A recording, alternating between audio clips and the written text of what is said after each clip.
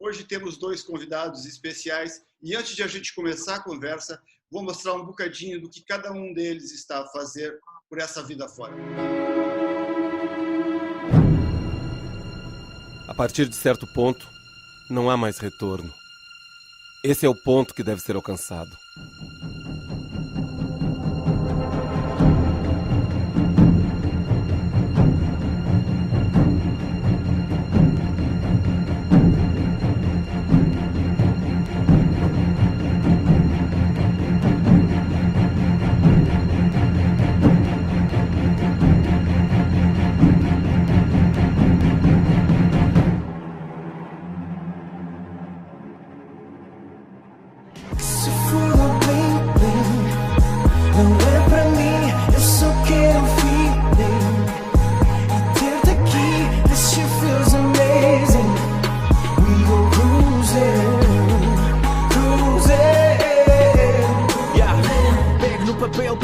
Pegue na caneta, rimas, ideias esquecidas, reanimadas por este poeta.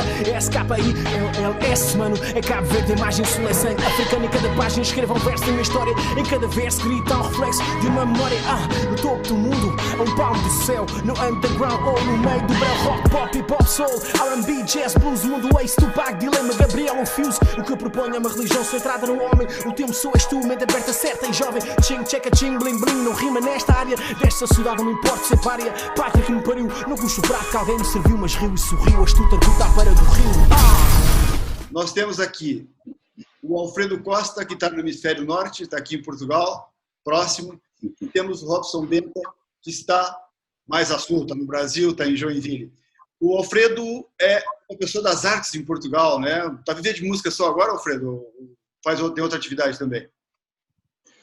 Boa tarde a todos, ou boa noite, consoante a altura em que estejam a ver isto. Eu neste momento eu faço a minha música, embora estejamos numa altura um bocado difícil para conseguir viver da música, particularmente por causa do vírus. Também faço publicidade, sou copywriter ou redator criativo, como lhe queiram chamar, já há 10 anos.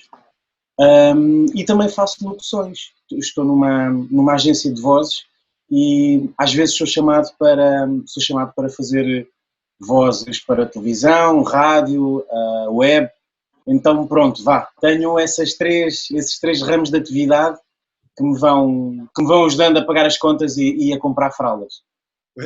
O Robson eu conheço já desde o tempo da universidade, né, Robson? Eu não sei se você estudava lá, mas eu te via bastante na universidade. Eu fazia história na época. Eu bebia cerveja na altura, isso eu me lembro. Fazia história e tomava cerveja, sim. A minha história é o teatro, né, Basso, Alfredo? A minha história é o lá. Minha história é o teatro, né? Comecei desejando muito ser ator, acabei virando professor e hoje sou mais professor do que ator, mas é o teatro, é a arte, trabalho com gente. Okay. Também me vi nos 35 agora, durante a pandemia, né? A coisa está um pouco mais complicada aqui no Brasil, mas estou bem feliz porque consegui articular as atividades praticamente todas, inclusive as de inclusão, através da internet. Então é bem bacana. Ok, bom, o tempo adianto, nós vamos falar sobre racismo dos dois lados do Atlântico. E eu vou começar pelo... Vou citar um caso que nós temos agora, que em Portugal o tema está muito em discussão, que há alguns dias foi assassinado um ator chamado Bruno Candé, com 4 tiros, e segundo os relatos, a pessoa que atirou, antes de atirar, disse algumas frases racistas. Trouxe de volta a discussão sobre se Portugal é estruturalmente racista ou não. E uma coisa curiosa é que a extrema-direita saiu à rua para dizer que Portugal não é um país racista. Sim. Naturalmente acompanhei o caso do Bruno Candé, estou a acompanhar, estamos todos cá em Portugal à espera a ver o que é que acontece. Mas para já o que é importante dizer é que casos como o do Bruno Candé não revelam, ajudam a mostrar como Portugal tem muitas coisas por resolver, coisas que já vêm desde os tempos coloniais. E é muito importante ver como aqui esse traço colonial, esse traço racista, lusotropicalista, afetou à partida, tanto quanto se sabe, tanto o homem, o Evaristo, o alegado homicida, como afeta, ou afetou, até à hora da morte, o Bruno Candé. Há um racismo velado, há um racismo muito escondido cá em Portugal, que se revela, vem à tona, sempre que acontecem casos como este. Casos como este ajudam a mostrar, ajudam a revelar o racismo que existe em Portugal. Ainda ontem eu tinha uma conversa com uma jornalista que já lançou 2 livros muito importantes dentro deste tema do racismo, e um deles chama-se precisamente País dos Brancos Costumes. É autoexplicativo, já agora recomendo, Joana Gurjão Henriques, recomendo a quem tiver o interesse de ler, e realmente este caso do Bruno veio trazer apenas um revelar desse racismo estrutural que, aliás, já é um número, já existe um número. Existem estudos, nos últimos anos tem havido estudos.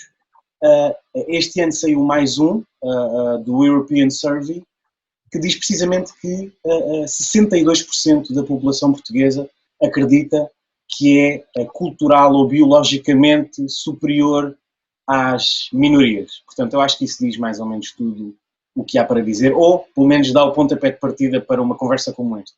Ok, já vou passar para o Robson, então. Robson, a questão no Brasil é mais complicada, né? Porque não são casos pontuais que levam à discussão, porque a discussão acontece o tempo todo, porque o problema acontece o tempo todo. E nós temos a ideia de ser preto da periferia e pobre é quase como carregar um alvo nas costas, né, Robson? Infelizmente, né, quando se fala do racismo, a gente vem com essa coisa do velado, de uma coisa que está desaparecendo, mas a gente que é negro e mesmo os não pretos, né, tem a certeza de que o racismo existe, né? Basta ser preto, sair na rua para a gente perceber os olhares, basta a gente olhar os lugares de trabalho, as posições dentro da estrutura do país e a gente vai ver que o negro não aparece. Eu sinto diariamente, né, a coisa do racismo. A gente cresce, vai aprendendo a lidar com isso e tentando encontrar uma forma de como minimizar, porque a gente nasce com isso. Eu fui criado ouvindo que a gente tinha que dar um jeito de ser melhor, porque preto isso, preto aquilo, e isso interfere, por óbvio, né, interfere na pessoa que a gente é. Não tem, por mais que a gente tenha um comportamento mais tranquilo, né, a grande verdade é que essa coisa fica na cabeça o tempo todo, de você ter que ter um comportamento diferenciado, de você estar na iminência de ser apontado, né, como uma pessoa que fez a coisa errada ou que não tem competência. E a minha luta hoje para tentar minimizar isso é justamente ver onde é que a gente pode ocupar os espaços, onde é que a gente pode colocar a discussão na pauta e não esconder mais. Esse negócio de velado fica para quem quiser. Mas eu assumo a discussão o tempo todo, chamo para discutir, porque eu sou preto. Eu sei o que eu sinto, né? O que eu sofro por ser preto, e acho que isso não dá certo. Então, eu boto a discussão na roda mesmo, chamo, se eu observo algum ato, né, mesmo que não seja comigo, eu trago a discussão, porque a gente precisa, não tem outro jeito de resolver isso, senão assumir que esse negócio existe. E a gente tem visto agora no Brasil, o que a pandemia fez foi dar mais visibilidade, né? Tem menos gente na rua, mas os pretos estão na rua trabalhando e sendo alvos da polícia para variar. Aliás, para não variar. Alfredo, tu costumas acompanhar também a situação no Brasil, é bem mais grave que em Portugal. Sem dúvida que sim. Curiosamente, penso que ontem também falávamos disso, ou foi ontem ou eu falava com o meu irmão, que vive na Holanda já há vários anos, mas já viveu no Brasil. Eu tenho a ideia, enquanto outsider que se tenta informar sobre aquilo que se passa no Brasil, que o Brasil é muito mais racista estruturalmente e institucionalmente do que Portugal. Eu acho que o complexo da Casa Grande, o viver sobre o signo da Casa Grande, continua a existir no Brasil. É uma realidade que bate à porta do negro. É um país extremamente sexista, parece, muito machista, inclusive aos crimes de ódio, parece-me que nos Estados Unidos também, mas no Brasil são muito mais persistentes.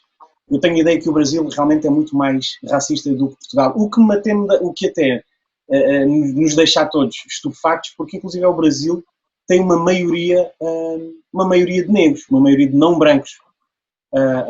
Portanto, num país que inclusive tem uma maioria, tem uma representatividade numérica tão grande, nós vermos que na política o painel é sempre branco, homem, hetero, nós vemos que nas novelas, nos filmes, agora se calhar um pouco menos, mas a representatividade é muito baixa. E quando existem negros, geralmente é para representar a periferia, é uma criada, é um criado, é alguém que trabalha em coisas braçais, coisas menos qualificadas, enfim. Parece-me que no Brasil a coisa é muito pior do que cá. Nós aqui temos muitos problemas ainda por ultrapassar, mas acho que o Brasil é um pouco pior do que cá e as pessoas são mais racistas, mais declaradamente racistas. A vida do negro e a carne negra, como às vezes se diz de forma mais pragmática, mais fria, é mais barata do que cá em Portugal. Existe uma coisa, eu posso estar enganado, mas no Brasil, no censo, eles perguntam a cor, né, aquela coisa toda, e surgiram os pardos, né, Robson, a coisa dos pardos. Em Portugal não existe esse requisito nos censos. Não. Nós não sabemos quantificar as coisas. Agora, então, antes de passar... Mas é necessário. Alfredo, é necessário fazer-se isso. Antes de passar para o Robson, no teu trabalho, como é a presença no trabalho? Não há muitos negros no trabalho, né? Eu posso dizer que eu, para além de músico, locutor e copywriter, também faço... curiosamente comecei no teatro. O Robson há bocado falava do teatro, já vi que isso é a vida dele. Respeito muito, porque eu comecei precisamente no teatro em 2000, antes de 2000. Tinha começado no teatro e foi o teatro que me permitiu descobrir a música. E até hoje estou numa agência de atores e há pelo menos 10 anos, eu penso que, se bem me lembro, há 10 anos que tento fazer teatro e tento fazer o acting na medida do possível, seja para anúncios, seja para teatro musical, seja para que tipo de acting for. E posso dizer que nestes últimos 10 anos, 90% dos pedidos de casting que eu recebo é para atores negros, nomeadamente atores negros, jogadores de basquete, alguém que possa representar a suburbanidade, ou seja, o meu papel cá em Portugal é cronicamente o de um negro. Eu não posso ser um homem que recebe alguém numa agência bancária, não posso ser alguém que pode aparecer num anúncio sobre uma pasta de dentes, não posso aparecer num anúncio como protagonista em que há uma família. Cá em Portugal isso não acontece. Que é uma coisa que, por exemplo, ainda ontem também falávamos, que é os Estados Unidos é um país muito, muito estranho, muito racista, mas é tão rico, é tão multicultural, que tu já começas, tu tens atores negros de referência, tens políticos de referência, tens artistas de referência, mas cá em Portugal isso tem sido a minha vida e eu tenho visto isso e tenho sofrido literalmente na pele, que me denuncia imediatamente, não é? Mas por outro lado, na locução, eu volta e meia tenho trabalho. Porque lá está, não conseguem ver a cor da minha voz. Porque eu não tenho, não que isso fosse uma vergonha para mim, porque a pronúncia, o sotaque, como lhe queiram chamar, para mim é uma cor dentro da cor. não é uma vergonha, é uma riqueza fonética. Mas eu não tendo isso, cá em Portugal, consigo muito mais trabalho na locução do que no acting, no teatro, no cinema, etc. Robson, e para ti as portas, como é que é? Já se fecharam muito na vida ou como é que enfrentas isso? A verdade é essa, né, Alfredo e Basso, é que a cor existe, as pessoas veem, toda a construção em cima da nossa cor de pele é de diminuição, é de subalternidade dentro das estruturas de trabalho. E por mais que se abra um pouquinho, né, nas novelas, televisão, eu não sou muito da televisão, né, mas a televisão, a gente percebe que ainda leva junto essa marca. Então a gente é muito mais, e me parece que é igual com vocês aí, Alfredo, muito mais a cor da pele do que a nossa capacidade de representar ou de fazer qualquer outra coisa. A gente vê um número muito pequeno de atores negros, primeiro porque a gente cresce ouvindo que, para começar, nascer o negro já não é bonito, né? Não existe. A beleza negra é a beleza muito próxima dos traços europeus. Então, a negra bonita tem o nariz mais fininho. Então, é uma destruição que acaba não dando lugar. Então, insisto, né? Eu tenho agora a minha bandeira pessoal é que a gente force a colocação do negro, né, para o negro em todos os espaços, né? Oferecer atividade de teatro, oferecer tudo, uma briga para que na educação a gente comece a colocar a história da pessoa preta, porque nós não estamos, se você não está dentro da história, se você não está nos currículos, parece que você existe à margem mesmo, né? Então é muito estranho, a gente é aquela beleza exótica, aquela coisa assim, e né? É o Robson Benta. E não sei como é que é para você, mas é sempre, né? Como eu faço teatro e apareço, então eu sempre lembro um ator negro. Por mais que não tenha semelhança nenhuma além da cor da pele, né? Nossa, você parece porque é preto e porque eu faço teatro também, né? Então existe. Conceitualmente, estruturalmente, nossa cor não é bonita, então não se olha para o negro, não se pensa numa pessoa bonita. E, de tabela, assim, também a questão econômica. Então, vai botar uma família rica de pretos, né? Não existe. Não existe na vida real. Então, acho que concentrar... A minha discussão tem sido sempre, né? Colocar isso na roda, porque a gente precisa começar a assumir que a gente tem uma história, que a gente é gente, e vamos brigar pelo espaço, a gente é tão capaz quanto qualquer pessoa em qualquer lugar. Só que precisa resolver isso na cabeça do negro. Né? Quando a gente começa a entender o que isso significa na vida real, a gente já está grande e aí parece que a gente tem que assumir uma bandeira de militância ou que, bom, eu consegui chegar aqui, vou fazer um pouquinho, mas vou continuar na minha. Eu resolvi agora, aos 56 anos, né, que vou levar essa coisa junto comigo, essa discussão, essa cobrança, porque não tem outro jeito de mudar. Né? Por mais que eu eduque meus 2 filhos para se valorizarem, eles estão vivendo num meio que oprime, que discrimina. Então, eu preciso, além de orientá-los, eu preciso continuar insistindo para que isso mude, porque é estúpido, mas enfim, mas existe.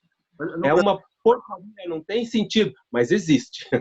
Mas existe, então não dá para ignorar. Voltando à questão do censo, Robson, eu me lembro, não sei se ainda é assim, no censo apareciam muitos pardos, porque havia muitos negros que se diziam pardos. Há um problema de identidade também, né? Uma coisa assim, e você falou agora há pouco Exatamente. Quem que quer se assumir como negro, onde negro é suspeito para a polícia, onde negro só faz besteira, onde negro nada? Né? Quem que quer ser negro? Inventaram essa coisa do pardo e as pessoas começaram... Tinha toda uma classificação, né? Cor de cuia, moreno, jamba. Tem uma infinidade de expressões que as pessoas acabavam usando para se denominar por vergonha. Por vergonha. Temos que perdoar como quando a mulher assume um pouquinho o machismo, a gente estava numa discussão agora, eu acho que não é muito diferente, né? Eu não posso falar como mulher da pressão que é ser mulher, mas eu posso falar como negro e acho que é muito parecido, né? A gente não tem como fugir do que a gente é E, em alguns momentos, a gente acaba também dando uma flexibilizada para se manter no grupo, parará, parará. Agora eu não faço mais isso, né? Mas a infância, a adolescência, eu começo a lembrar dos episódios terríveis. A escola é um lugar muito opressor, e para a criança negra, que a professora não pega no colo, que é jogado para o lado, que é motivo de piada, como é que esse ser humano... A gente é sobrevivente porque é uma guerra todo dia. É uma guerra todo dia, primeiro para a criança, para entender o que é isso, né? Por que não eu? Qual é o problema? Eu não posso não ser preto. Eu não posso tirar isso de mim. Se eu sou homossexual, eu posso fazer pose de machão numa academia, vir... Mas eu sou preto. Não posso não ser preto. Né? Então, é muito ruim. E agora, com essa explosão de casos que estão ganhando repercussão aí na imprensa, as pessoas começam a fazer um discurso. Ontem tive que responder um que falava assim: todas as vidas importam, se bota preto no meio é racismo. Eu falei, você já ser não preto, né, meu querido, para fazer essa fala? Não respondeu mais nada. Porque ninguém está dizendo que as vidas pretas importam mais do que as outras. Então a pessoa não está na discussão. Ela quer aproveitar para jogar contra a gente ainda essa coisa do racismo. A luta segue, é forte, é diária. Eu tive que assumir que uma parte é exercer minha vocação, meu gosto pela arte, e outra parte tem que ser a política de não racismo, né? De não racismo. Tem que levar junto, infelizmente, tem que levar diariamente, porque muitas pessoas não vão conseguir chegar nesse lugar de perceber que elas podem fazer alguma coisa. Por mais que seja pesado, né? Por mais que você vai ter oposição, por mais que vão ficar de mimimi, é frescura, não existe, né? Todo mundo tem amigo casado com uma pessoa branca, não importa. Existe o racismo, ele tem que ser combatido. Todas as pessoas pretas têm que começar a entender isso, porque, como você falou, e a verdade é essa, né? Nós somos maioria da população brasileira, é inadmissível que a gente seja ainda tratado como um sub-humano.